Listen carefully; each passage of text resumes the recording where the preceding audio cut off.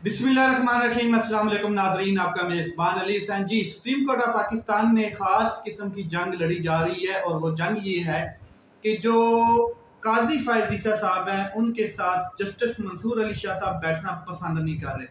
Justice Munib Akhtar साहब ने भी इनकार किया था कि मैं अब इस कमेटी में नहीं बैठूंगा। ये जो आइनी कमेटी बनी हुई है और प्रैक्टिस एंड प्रोसीजर एक्ट के हवाले से कमेटी, फिर उसके ऊपर एक सदारती ऑर्डिनेंस, तो ये सारा जो मामला हुआ तो इसमें जजेस में तफरीक एक नजर आई बड़ी अच्छी खासी।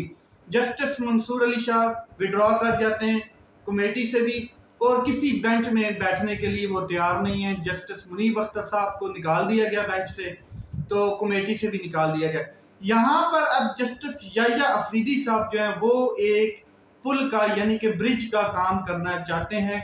वो चाहते हैं कि जो सुप्रीम कोर्ट ऑफ पाकिस्तान के जजेस हैं, जो एक मैसेज गया है पूरी दुनिया को या जो पाकिस्तानी कौम को गया है कि जजेस में एक ख़ास किस्म की तफरीक नज़र आई है कि वो इकट्ठे नहीं है, एक पेज पे नहीं है। तो याह्या अफरीदी साहब जो हैं ये तकरीबन ये भी सीनियर जजेस की लिस्ट में आते हैं। तो इन्होंने एक ब्रिज का काम करना शुरू किया और कोशिश कर रहे हैं कि जस्टिस मंसूर अली शाह साहब और जस्टिस मुनीब अख्तर और जस्टिस काजी फ़ायज़ ईसा जो हैं इनके बीच में अगर कोई मामलात ख़राब हुए भी हैं किसी वजह से तो वो ख़त्म हो जाए, तो वो इनको आपस में मिल बैठ के एक हल किया जाए। अब जस्टिस याह्या अफरीदी साहब मिलते हैं चीफ जस्टिस काजी फ़ायज़ ईसा से और उनको ये चीज़ें बताते हैं कि मैं ये चाहता हूँ कि मामलात सीधी डायरेक्शन में जाएं। तो चीफ जस्टिस काजी फ़ायज़ ईसा साहब, जिनके पास सिर्फ और सिर्फ 18 दिन मैक्सिमम रह गए हैं इस ओहदे के लिए, इसके बाद वो रिटायर्ड हैं, तो उन्होंने कहा कि मैं हर किस्म का तावन करने के लिए तैयार हूँ। अब मैं आपको बता दूँ जो सीनियरिटी लिस्ट है उसके मुताबिक जस्टिस मंसूर अली शाह साहब को हर हालत में 27 अक्टूबर 2024 को पाकिस्तान के 30वें चीफ जस्टिस ऑफ पाकिस्तान का जो ओहदे का हल्फ है उसको उठाना है और वो उठाएंगे इंशाल्लाह।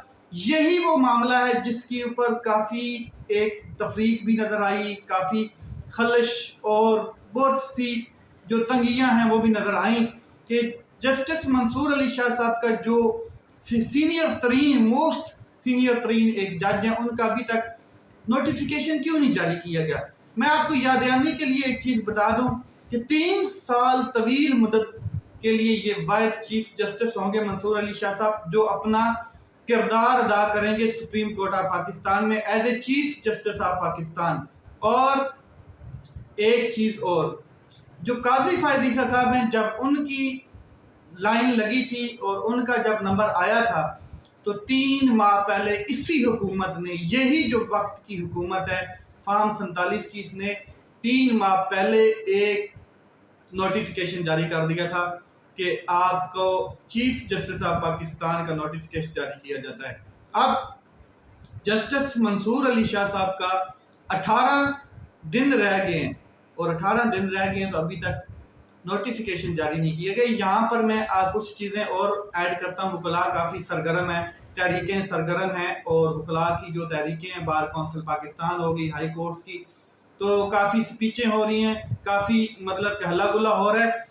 तो जो हामिद खान साहब हैं उन्होंने बड़ा एक बहुत मतलब कि डेंजरस किस्म की एक स्पीच करते हुए उन्होंने कहा कि काजी जो काजी कहलाने के काबिल नहीं है, शर्मिंदगी की बात है कि मैंने इस शख्स की खातर इमरान खान के साथ जंग लड़ी। ये हामिद खान साहब कह रहे हैं, मुझे नहीं पता था कि ये शख्स काजी मुल्क को और अदलिया को तबाह करने की कोशिश करेगा। मुझे मालूम नहीं था कि किस तरह ये फ्लोर क्रॉसिंग को जायज़ करार देगा, सपोर्ट करेगा, यानी कि 63A वाला मामला जो इसने एक फैसला दिया है।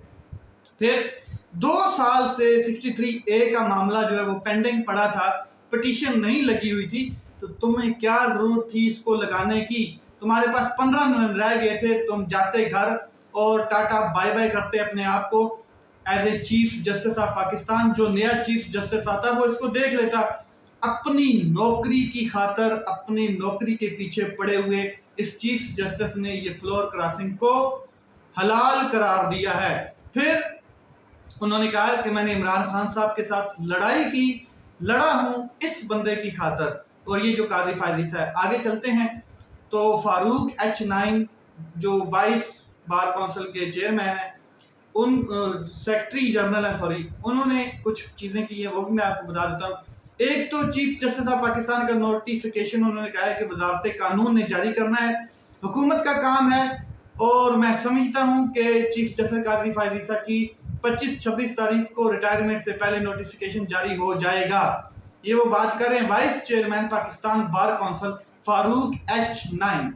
اس کے علاوہ پاکستان بار کونسل کا موقف یہ ہے، یہ وہ اپنے طور پر انہوں نے ایک سٹیٹمنٹ دی ہے کہ آئینی عدالت بننی چاہیے، اس لیے بطور وائس چیئرمین بار کونسل میں نے وکلاء کنونشن میں شرکت نہیں کی۔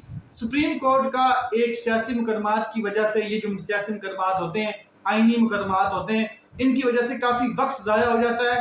آئینی عدالت بننے سے ملک میں فائدہ ہوگا اور نقصان کوئی نہیں ہوگا، یہ وہ بات کر رہے ہیں۔ تو آئینی عدالت آپ کو پتہ ہے یہ ترمیم کا بہت بڑا حصہ تھا، جس میں قاضی فائز عیسیٰ کو آئینی عدالت میں بٹھا کے صدر اور وزیر اعظم اس کی تعیناتی کرتے اور یہ معاملات سارے اپنے ہینڈ اوور کر لیتے، اور جو چیف جسٹس آف پاکستان ہوتا وہ باقی تمام ججز کے ساتھ بیٹھ کے سپریم کورٹ آف پاکستان میں گھنٹہ بجاتا بس، کیونکہ اوپر والے کام تو اس نے کر لینے تھے، آئین کو کنٹرول کر لیا جانا تھا، آئین کی ساری شکیں کنٹرول کر لینی تھی، اپنی مرضی سے موڈیفیکیشن ہونی تھی آئین کی تمام آرٹیکلز میں، لیکن جو نیچے چیف جسٹس آف پاکستان ہونا تھا وہ پھر گھنٹہ ہی بجاتا، اس کے ہاتھ میں تو یہ مرڈر کیس ہی آنے تھے، اور اس کے علاوہ پھر کیا آنا تھا، سیدھی بات ہے۔ آگے چلتے ہیں، محمود خان اچکزئی بڑے سخت ترین الفاظ میں ایک سپیچ کرتے ہیں، سٹیٹمنٹ دیتے ہیں، کیا کہتے ہیں؟ ہم عمران خان کے ساتھ بھٹو کی تاریخ دہرانے کی اجازت نہیں دیں گے جب تک فوج سیاست سے دستبردار نہیں ہوتی، وڈرا نہیں کرتی۔ پاکستان میں سیاسی عدم استحکام اور مستقبل میں غیر آئینی جو صورتحال ہے وہ برقرار رہے گی۔ آئینی ترمیم کے نام پر آئین پر شب خون مارنے کے خلاف مذمت کرتے ہیں، فوری طور پر یہ چیزیں وڈرا کی جائیں۔ 8 فروری 2024 کے انتخابات کے نتیجے میں بنائی گئی حکومت کو کوئی آئینی یا اخلاقی جواز نہیں بنتا کہ اس طرح کے وہ اقدام اٹھائے۔ بلوچستان کے وزارت اعلیٰ کا منصب بھی 6 ارب روپے میں بکنے کی خبریں گردش کر رہی ہیں۔ آپ اندازہ لگا رہے ہیں کہ جو وزارت اعلیٰ کا منصب تھا وہ بھی 6 ارب روپے میں بکا ہے، ایسا لگ رہا ہے۔ محمود خان اچکزئی صاحب یہ کہہ رہے ہیں آئین اور جمہوری اصولوں کے مطابق ہر کسی کو، سیاسی جماعت جتنی بھی ہیں یا کوئی تنظیم ہے، اس کو اجتماع، تقریر اور جو آزادی کے لیے کوئی جلوس کرنے کی اجازت ہے، اس لیے پختون جو ہیں ان کو بھی یہ چیز اجازت ہے، یعنی کہ پی ٹی ایم والے جو ہیں ان پر جو پابندی لگائی گئی ہے وہ غیر آئینی ہے۔ فوری طور پر عمران خان دیگر تمام سیاسی اسیران کو رہا کیا جائے، بطور مطلب کہ میں وہ ایک پاکستان تحریک انصاف کے ہیڈ بھی بنے ہوئے ہیں، جو یہ مذاکراتی کمیٹی ہے اور جو تحریک تحفظ آئین ہے اس کے بھی وہ صدر ہیں۔ تو انہوں نے ساتھ میں یہ کہا کہ بصورت دیگر حالات خانہ جنگی کی طرف جا سکتے ہیں، ہم ان ججز کے ساتھ ہیں جو آئین کے دفاع کے لیے کھڑے ہیں۔ پارٹی کارکنوں کو ہدایت ہے کہ سیسا پلائی دیوار کی طرح ساتھ کھڑے رہیں۔ آگے علیمہ خان کے حوالے سے بات کرتے ہیں، اور عظمیٰ خان دونوں کو انسداد دہشت گردی کی عدالت میں پیش کیا گیا۔ دونوں خواتین کو 1 روزہ جسمانی ریمانڈ کے بعد پیش کیا گیا، اور پولیس نے کیا اپنا موقف اپنایا ہے، جو جج ابو الاسناد ہیں ان کے سامنے عدالت میں پیش کیا گیا علیمہ خان صاحبہ اور عظمیٰ خان صاحبہ کو۔ حکومتی وکیل نے اسلام آباد پولیس کے اہلکار کی ہارٹ اٹیک سے ہوئی، جو پولیس اہلکار تھا کانسٹیبل، اس کی موت ہوئی ہے ہارٹ اٹیک سے، برداشت نہیں کر پایا تو ہارٹ اٹیک آ گیا، تو اس کی وجہ سے جو موت ہوئی ہے اس کا ذمہ دار علیمہ خان کو بنا دیا گیا ہے۔ آپ اندازہ لگائیں، یہ یہاں پر بات رکی نہیں ہے، اس کے علاوہ کتنے لوگوں کے اوپر مقدمہ ہوا ہے وہ بھی میں آپ کو بتا دیتا ہوں۔ پروسیکیوشن نے علیمہ خان اور عظمیٰ خان کی مزید 10 روزہ جسمانی ریمانڈ کی استدعا کی۔ علیمہ خان اور عظمیٰ خان کے کارکنوں کو بھڑکایا، جس کے باعث کارکنان پولیس پر حملہ آور ہو گئے، اور میگا فون برآمد کر لیا گیا، موبائل فون برآمد کرنا ہے، یہ سارا اس نے اپنا ایک موقف دیا ہے۔ कांस्टेबल अब्दुल हमीद शाह के कत्ल का मुकदमा इमरान खान, अली अमीन गंडापुर, आजम सवाती, बैरिस्टर सैफ, उमर अयूब, आमिर मुगल समेत 500 नामालूम अफराद को नामजद किया गया इस मुकदमे में। और जो दफात लगाई गई हैं वो हैं इक़दाम कत्ल, अगवा, दहशतगर्दी समेत 12 दफात इस किस्म की लगाई गई हैं। अब बात करते हैं असद कैसर साहब ने, तो एक स्पीकर केपी के असम्बली हैं, उन्होंने आज बड़ी अहम प्रेस कॉन्फ्रेंस की है। 9 मई को कोर कमांडर हाउस पर हमला एक जाली झूठा ऑपरेशन था। केपी के हाउस पर हमला नकवी फोर्स का हमला और केपी के पर हमला था। इसकी तहकीकात हो रही हैं, रिपोर्ट पब्लिक की जाएगी।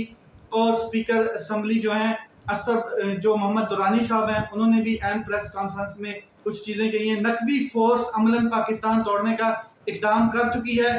तहरीक इंसाफ फैसला कर चुकी है कि आखिरी हद तक लड़ेंगे, एक कदम भी पीछे नहीं हटेंगे। सियासी कमेटी का फैसला है, अपने मौक़िफ़ से पीछे नहीं हटेंगे, ना डरेंगे ना झुकेंगे। इमरान खान के लिए खड़े हैं, अपने हक के लिए आखिरी हद तक जाएंगे। मैं देख रहा हूं कि अटक को रेड लाइन बनाने की कोशिश की जा रही है। ये आइन पाकिस्तान के तौहीन है और कायदे आज़म के पाकिस्तान की भी तौहीन है। मोहम्मद अली दुरानी साहब कह रहे हैं हम अपनी आज़ादी और अपने आईनी हकूक़ के लिए निकले थे और हम निकलते रहेंगे, जंग आखिरी दम तक जारी रहेगी। मोहम्मद अली दुरानी का मुहब्बे वतन सियासतदानों से केपी के असम्बली में आकर खैबर पख्तूनख्वा की अवाम और पाकिस्तान तहरीक इंसाफ की क़यादत के साथ नाइंसाफियों पर इज़हारी यकजहती करने का मुतालबा किया है।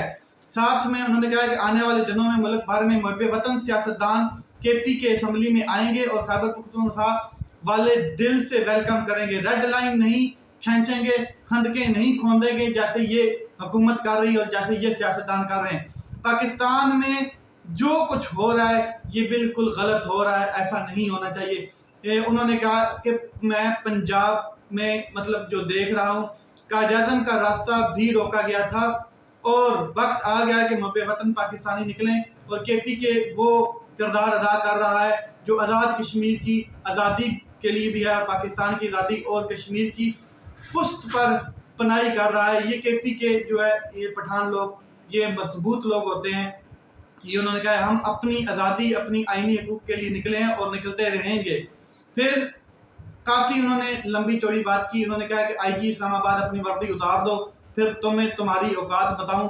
जिस तरीके से अवाम पर बर्बरियत की गई है, अवाम को पैगाम दिया गया कि तुम दो टक्के के नहीं हो, ये असद कैसर साहब ने कहा है। और साथ में उन्होंने कहा है कि जो फेडरेशन ने रेंजर और पुलिस के जरिए खैबर पख्तूनख्वा पर हमला किया है, ये केपी के हाउस हुकूमत और अवाम की मलकियत है। ये इस्लामाबाद में केपी के हाउस पर हमला नहीं बल्कि पूरे सूबे केपी के पर हमला है। तो ये 5 बुनियादी नुकात उन्होंने बताए हैं कि आइन की हुक्मरानी, अदलिया की बालादस्ती, बाख्तियार और जमहूरी पार्लियामेंट और सिविलियन सुप्रीमेसी और कानून की बालादस्ती, इसके बगैर हम किसी हालत में पीछे नहीं हटेंगे। लेट्स सी मामलात किस तरफ जाते हैं। अपना ख्याल रखें, अपने भाई के चैनल का ख्याल रखें। पाकिस्तान जिंदाबाद।